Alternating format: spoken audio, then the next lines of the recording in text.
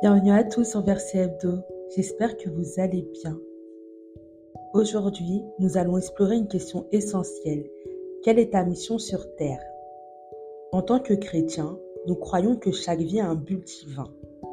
Dans cet épisode, nous allons approfondir ce sujet en nous appuyant sur des exemples concrets et des versets bibliques. La mission de chaque chrétien. Nous croyons fermement que Dieu a une mission unique pour chacun d'entre nous. Cette mission est souvent révélée à travers notre relation personnelle avec lui et notre compréhension de sa parole. Jérémie 29:11.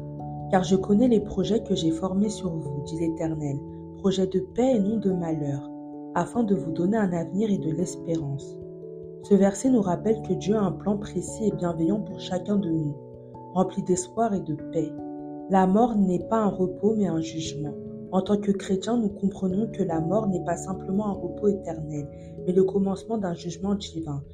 Ce concept peut être difficile à accepter, mais il est fondamental pour comprendre notre responsabilité sur terre. Hébreux 9:27. Et comme il est réservé aux hommes de mourir une seule fois, après quoi vient le jugement. Ce verset souligne l'importance de notre vie terrestre comme préparation pour ce qui vient après, le jugement de Dieu. Les actions comptent plus que les possessions. Les biens matériels ne comptent pas aux yeux de Dieu. Dieu ne juge pas nos vies en fonction de nos possessions matérielles. Ce sont nos actions, nos intentions et notre cœur qui comptent réellement aux yeux de Dieu. Matthieu 6, versets 19 à 21. Ne vous amassez pas des trésors sur la terre, où la teigne et la rouille détruisent, et où les voleurs percent et dérobent. Mais amassez-vous des trésors dans le ciel, où la teigne et la rouille ne détruisent point, et où les voleurs ne percent ni ne dérobent. Car là où est ton trésor, là aussi sera ton cœur.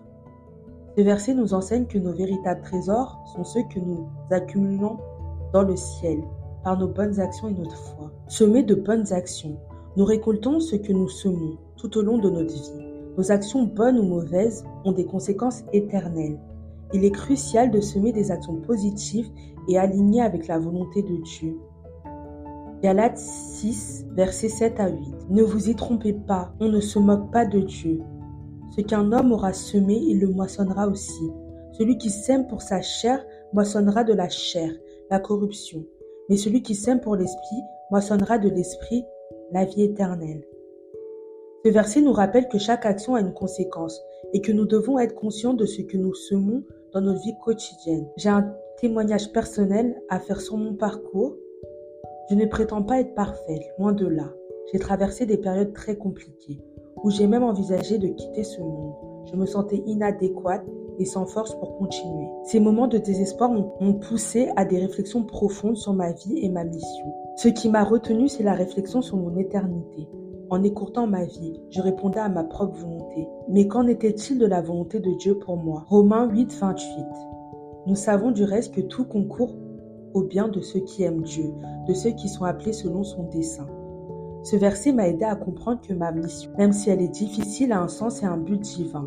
En suivant la volonté de Dieu, je peux véritablement accomplir ma mission. Dieu a une mission pour chacun d'entre nous. Après la mort vient le jugement. Qu'avons-nous fait pour Dieu? Nous devons nous rappeler que nos actions comptent plus que nos possessions matérielles. Chaque jour, nous avons l'opportunité de semer des actions positives et de suivre la volonté de Dieu pour notre vie. Merci de m'avoir écouté. J'espère que cet épisode vous a édifié et inspiré à réfléchir à votre propre mission sur Terre.